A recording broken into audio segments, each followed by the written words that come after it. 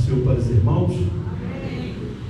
Queria convidar os irmãos para abrir a palavra do Senhor no livro de Romanos, no capítulo 1, versículo 16. Me perdoe, irmãos, eu não sabia que hoje era culto de família. Aos pouquinhos eu estou me adaptando, né? Vou conseguir me adaptar ao nosso sistema. Amém, irmãos? Acharam? Ele diz assim: porque não me envergonho do Evangelho de Cristo, pois era o poder de Deus para a salvação de todo aquele que crê, primeiro dos judeus e também dos gregos. Louvado seja o nome do Senhor. Irmãos, pode se sentar. Louvado seja o nome do Senhor.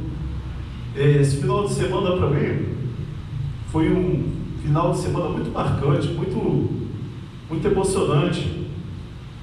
Primeiro porque foi a minha primeira ceia aqui no dia de domingo, né? E minha apresentação junto com os irmãos.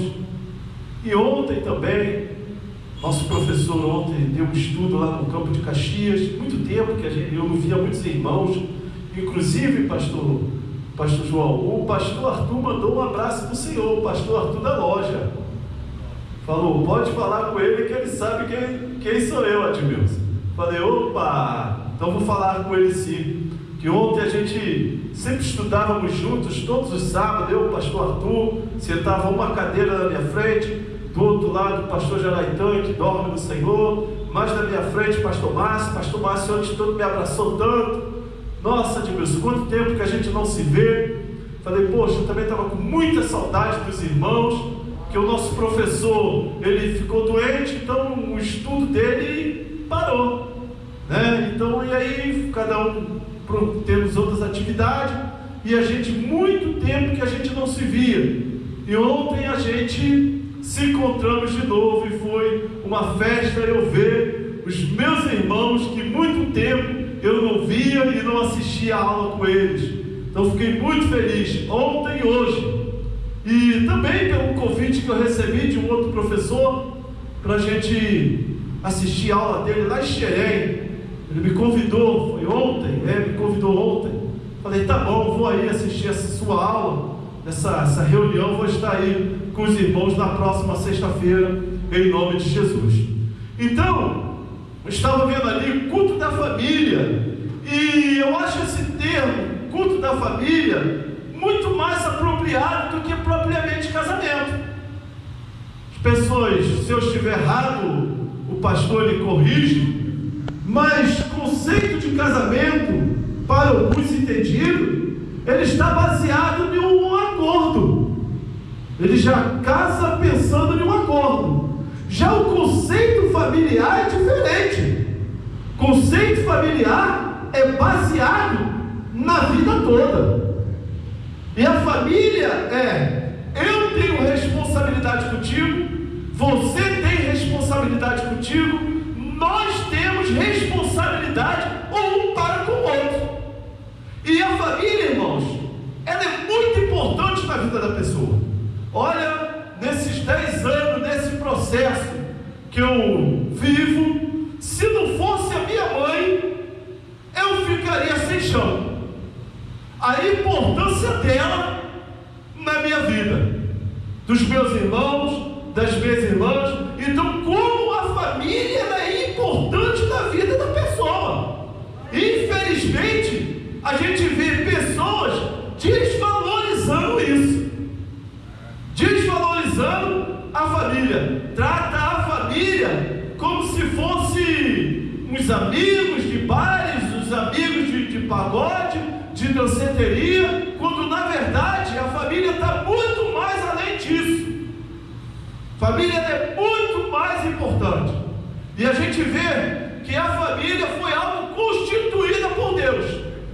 Quando Adão ele acorda, a gente vai ver que é uma coisa assim fantástica. A Bíblia vai nos ensinar que Adão ele estava separando macho e fêmea, e de repente ele se sentiu só. E a Bíblia vai dizer que corre sobre ele um sono profundo, dormiu como uma pedra. E a Bíblia vai nos ensinar que quando ele acorda, ele acorda e vê Eva e vai chamar ela de varoa, porque de mim foi tirado. Olha que coisa linda, a importância, o entendimento dele de que ele ali, a partir dali, teria compromisso com ela e ela compromisso com ele. Então olha a importância da família.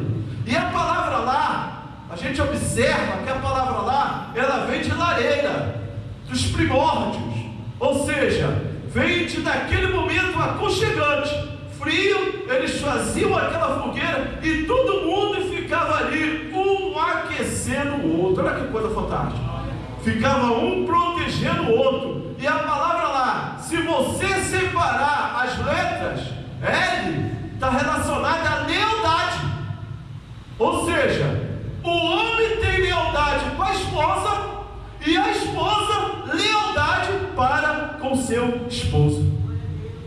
E a letra A, ela vem de amor.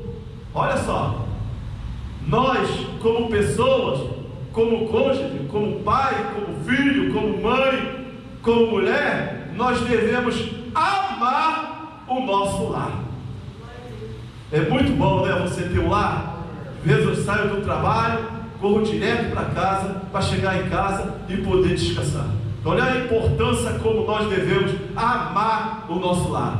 E a palavra E, a letra R, está relacionada à responsabilidade, porque agora o homem tem responsabilidade com a esposa, é sua esposa, e a esposa passa a ter responsabilidade como esposa.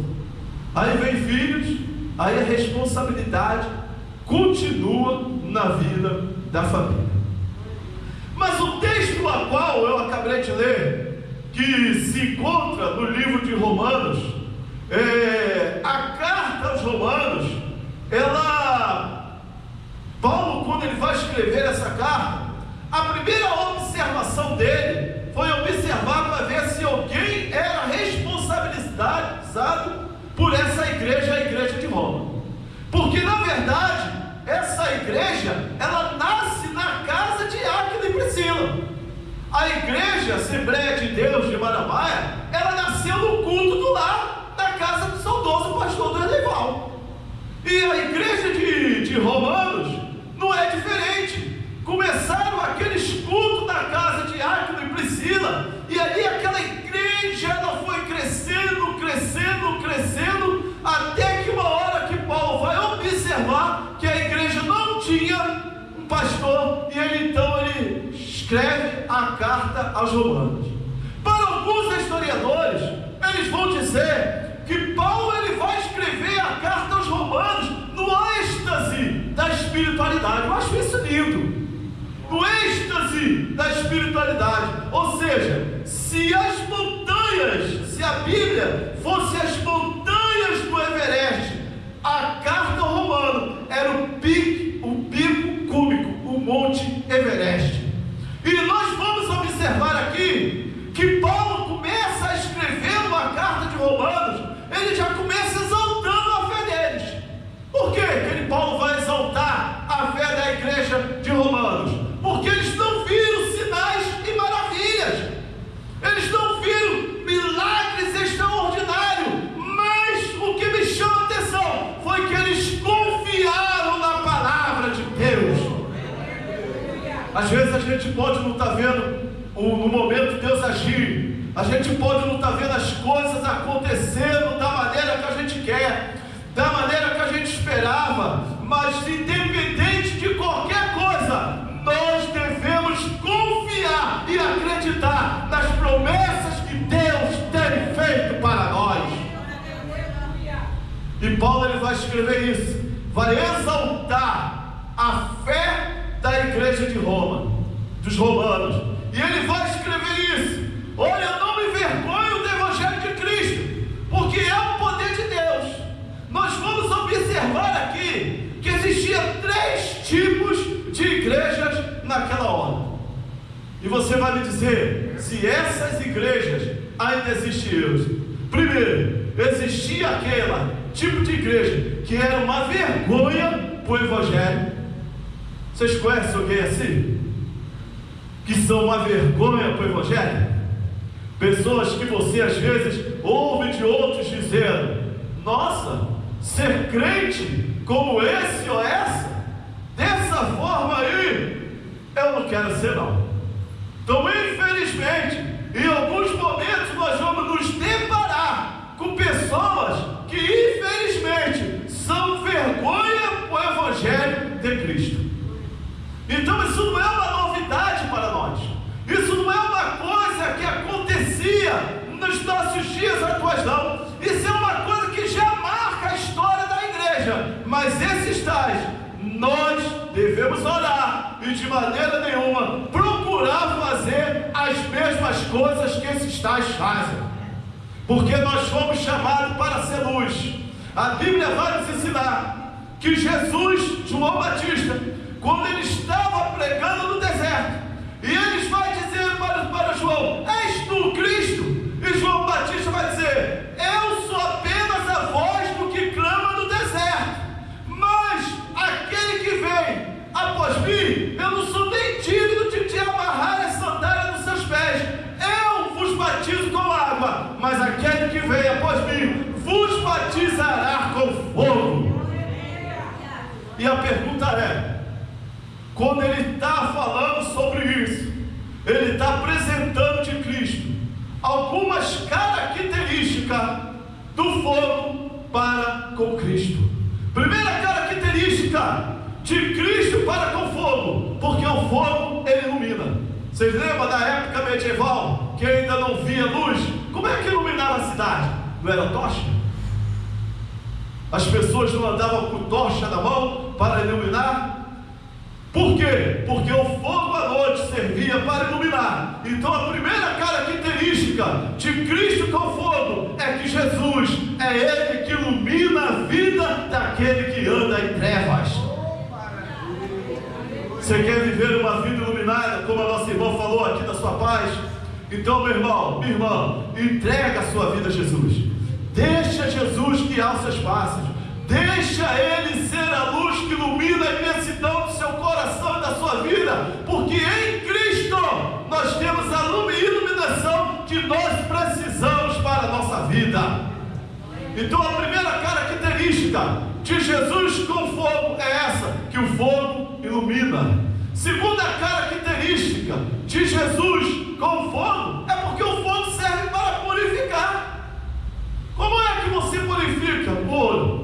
Como é que você purifica a prata? Como é que você purifica o diamante, a esmeralda? É levando ao fogo. Então nós, às vezes, como crente, nós também precisamos ir ao fogo para que Deus possa purificar nossas vidas. E eu acho esse fogo tremendo, porque se você for pegar aquelas pessoas que eles derretem o fogo, o ouro no fogo, eles botam fogo, e quando é que eles sabem que o ouro está puro? É quando eles pegam e olham e vê, eles olham e vê a sua imagem no ouro, aí eles sabem que o ouro foi purificado. E como é que nós sabemos que Cristo tem nos purificado? É quando nós olhamos para nós, e quando as pessoas olham para nós e veem em nós a imagem do nosso Senhor e Salvador Jesus Cristo. Aleluia! Então isso é importante na nossa vida, de irmos no fogo, de sermos purificados por Cristo. Para quê? Para que tenhamos a imagem e a semelhança do nosso Senhor e Salvador Jesus Cristo. Aleluia! Segunda característica de Jesus com fogo, que o fogo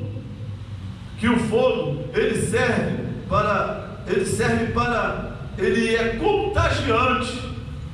Olha por que nós, repare-se que o fogo, a gente estava vendo as queimadas no Amazonas, no Mato Grosso, e o fogo se espalhava rapidamente. Então as características de Cristo conosco, ele vai mas espalhar na vida das outras pessoas. Às vezes é através daquilo que Deus faz na sua vida que Jesus vai alcançar a vida de outros. Acho que eu já falei isso aqui. E a repetição é um método de ensino. Se você vê um professor, um pregador repetindo mensagens, isso faz parte. Paulo e Pedro mesmo, nas suas cartas, eles vão dizer: escrevam aquilo que eu já tenho vos escrito, já tenho vos ensinado. Então a repetição é um método de ensino. Às vezes na sala de aula, você faz a matemática, o professor, vamos aqui fazer uma revisão da matéria, porque amanhã tem prova, não é assim que se faz? Por quê? Porque a repetição é um método de ensino. Então eu lembro que uma vez eu contei aqui, e vou usar esse método novamente, falando de um jovem, que uma vez eu fui no culto, chegou lá, ele estava pregando, eu nunca vi aquele jovem, e de repente ele olha para mim, e vai dizer para mim: você me conhece? Eu disse: não te conheço não. Ele falou: você não andava com fulano? Falei: andava sim, era muito meu amigo, a gente andava aí pelas noitadas. E ele falou: olha rapaz, eu sempre te vi perdido, mas o dia que eu te vi de terno e vi que o que Jesus fez na sua vida, eu aceitei Jesus também, porque eu falei: se Deus fez na vida dele, também é capaz de fazer na minha vida. Então isso é o fogo de Cristo se espalhando e alcançando outros. Essa característica de Cristo que precisa reluzir também em nossas vidas. Às vezes a gente quer que o nosso lar, a nossa família, os nossos amigos, os nossos empregos se convertam. Então, meu irmão, é através do seu testemunho que Deus vai fazer a obra nesses lugares. Aleluia! Mas o tipo de igreja que Paulo vai se referir era aqueles que, primeiro, aqueles que eram uma vergonha, aqueles que sentiam vergonha do Evangelho. E a pergunta é: por que eles sentiam vergonha de dizer? Porque o Evangelho tinha vindo de Jerusalém, e nenhuma província trouxe tanto problema para Roma contra os judeus. Então eles olhavam para ele e diziam: isso aí é um povo sistemático, que povo problemático é esse aí. Então quando eles souberem, e segunda, porque o Cristo, o nosso Senhor, tinha sido morto, era carpinteiro. Então para eles servir um Deus que era carpinteiro era uma coisa esquisita, diferente. Então muitos sentem vergonha do Evangelho de Cristo. Mas nós devemos entender que servir a Deus é um motivo de honra para as nossas vidas, que é como a nossa irmã nos falou aqui: nós fomos escolhidos de Deus para dar testemunho da sua salvação. Aleluia! Terceiro tipo de crente era o crente que Paulo vai se caracterizar como ele, quando ele diz: eu não me envergonho do Evangelho de Cristo, porque é o poder de Deus. Já reparou que em alguns momentos na sua vida acontece algo? Lembro uma vez que uma ex-namorada minha, quando eu não era da igreja, parou o carro dela na frente da loja e me chamou para ir para aquele lugar que os irmãos sabem. E ela é uma menina muito bonita, Luciana, e eu disse para ela que eu não iria, que eu agora servi o Senhor e eu não ia. Aí o rapaz que trabalhava do meu lado olhou, falou: irmão, viu aquela menina e viu eu dizendo não. Ele virou para mim e falou: irmão, me chamou daquilo, né? Falei: é, mas eu prefiro ser chamado disso do que dizer que eu sou um crente do Paraguai. Então eu prefiro que você me chame dessa forma do que você me dizer outra coisa. Por quê? Porque eu não me envergonhei de aplicar na minha vida aquilo que na verdade eu era no momento, e sou até hoje, que é o quê? Servo do Deus Todo-Poderoso. Então nós não devemos nos envergonhar de estarmos e de servirmos ao único Deus Todo-Poderoso e Salvador das nossas almas. Então ser crente não é motivo de vergonha, não é motivo de escarniça. O mundo pode até olhar e dizer isso, mas para nós que servimos a Deus, nós devemos nos sentir privilegiados por fazer parte do projeto de salvação do nosso Senhor e Salvador Jesus Cristo. Aleluia! E ele vai ainda aqui nesse texto, ele vai abrir 2 parênteses. Ele vai dizer, é para aqueles que creem. A salvação é para aqueles que creem. Sendo que esse crer aqui que Paulo está se relacionando, não está só ligado no sentido de acreditar, mas no sentido de aplicação.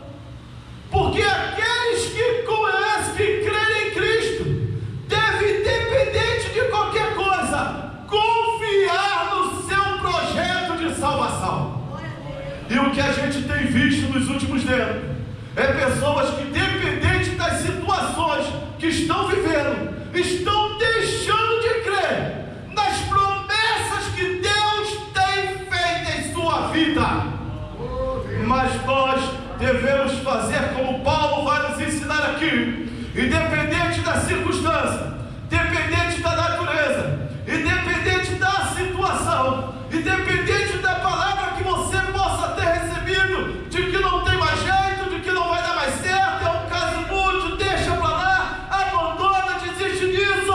Nós precisamos continuar com a nossa fé firme em Cristo e confiando em tudo aquilo que Ele tem prometido, porque Paulo vai nos ensinar que ainda que sejamos infiel, Deus permanece fiel para com seu povo.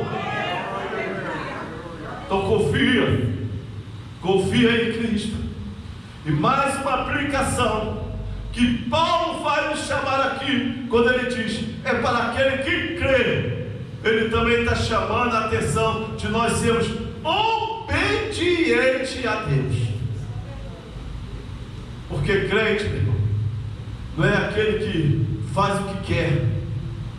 Eu, como crente, nesses quase 30 anos que eu estou na igreja, eu aprendi a ser obediente a Deus, às minhas lideranças, e confesso a vocês que isso não é um fardo para mim.